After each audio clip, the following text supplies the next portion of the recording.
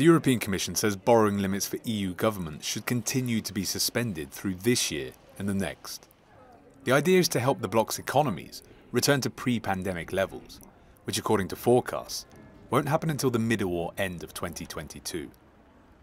This would mean that any caps on borrowing could be reintroduced the following year, in 2023. But the EU's Economy Commissioner says spending will eventually have to stop before public debt becomes unmanageable. We will have probably this year something around 100% of debt to GDP in the euro area, which is of course very high and unprecedented.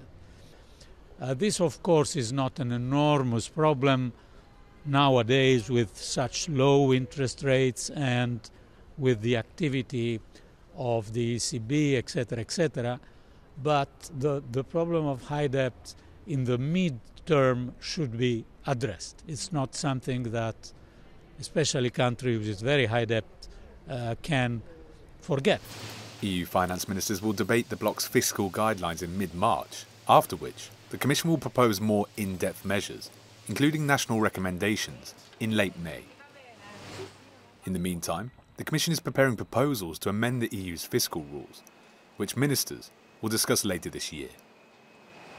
Towards summer, we will have recovery strongly underway.